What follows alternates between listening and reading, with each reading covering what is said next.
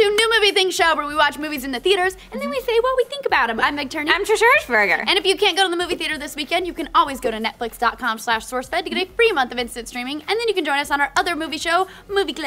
Yes, you can. This week we watched Carrie, the new version of Carrie. Since we watched the old version of Carrie for Movie Club last week, you can click here to see that. But this is the new version of Carrie. Quickie review. If you're a big fan of the original, this is an homage to that. It modernizes a little bit, and you might like it. My quickie review is I have not seen the original, so I went in totally blind with like a sort of idea, and pretty entertaining. It's definitely worth checking out with your friends, but don't expect anything magical. Carrie tells the story of a girl who's bullied till she can't be bullied no more, and then shit gets cray.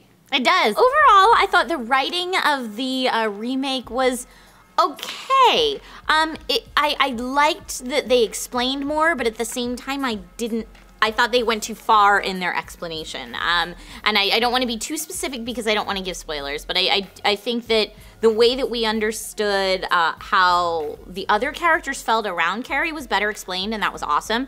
But the way that Carrie specifically felt about things, I feel like it was overtold to us. It was creepier in the original when you're not quite so sure what's going on in Carrie's upstairs. I felt like I kind of understood what was going on. When you were explaining how they did things in the original, it made a little bit more sense to me, but there was one really big plot hole that bothered me and took me right out of the film, and it's huge, and it's one of those things that you're like, well, the movie could have just been avoided if that thing had happened. If that thing had happened, and that had to do with the modernization of the script, which I thought it was really cool the way that they incorporated the use of YouTube, and they incorporated the use of, you know, modern smartphones with their video capabilities, etc. That was all very cool, but yes, there was one major plot hole that had to do with the modernization of the script that it ruins the movie. We're gonna do something a little different that we normally don't do on New Movie Thing Show, which is I just kind of want to tell you guys what that plot hole is that I'm talking about. So spoilsies, but you can click the spoilsies annotation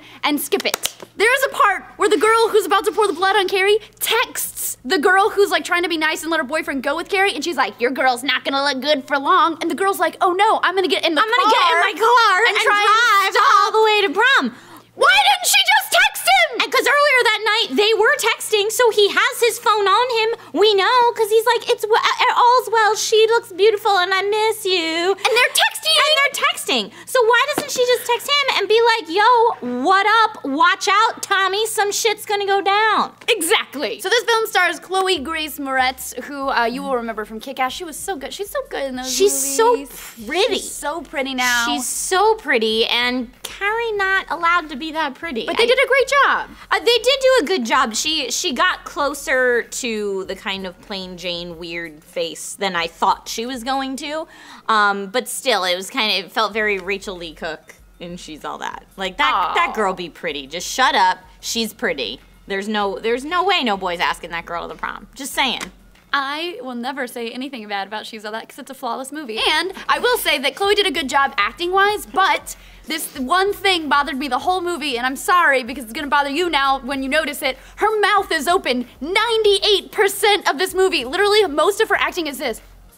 I didn't mind it. I didn't mind the open mouth. Didn't bug me. Julianne Moore is also in this movie. She plays Carrie's mom, and she definitely has a different take on the character than the original, even though they stuck pretty much exactly to the same storyline as the original, just embellished in certain places. But yeah, I thought Julianne Moore did a great job, although I prefer the original mommy portrayal better, just character choices. But I thought she, as an actor, awesome. The young kids in the high school are also pretty much like newcomers, but I thought they did a good job because I hated and loved some of them more than I thought I would. As you were supposed to. This movie was directed by Kimberly Pierce, who also did Boys Don't Cry. Coming from a film like that, I expected her to maybe insert more of the I Am Woman, Hear Me Roar into Carrie, which I feel like the story could lend itself to that. But really, it was the original, just with certain character storylines fleshed out a little more. I didn't feel like there was anything to me that stood out direction-wise. It was like, oh, that was really cool, or it was really bad. But you know what did stand out to me were the effects, because the award for worst effects goes to Chronicles of Riddick this year. But Carrie is #2, because there are times when people, like the wire work, they're like swaying weird. It doesn't look like it doesn't look natural at all. I felt like there were a lot of times where I was just like, wow, that is a really poorly executed effect, and it took me to another movie. I wasn't so crazy about all of the effects that they used in the movie. It over-sensationalized it for me, and I felt like Carrie was kind of like a superhero, and I wasn't so into that. We're not the only ones who reviewed this film. Right now on Rotten Tomatoes, it has a 51% from critics and a 71% from audiences, so not that great. Yeah, and on IMDb right now, it has a 6.6 out of 10 overall rating. So I think everyone's kind of sitting the fence a little bit like we are. My final thoughts on this film,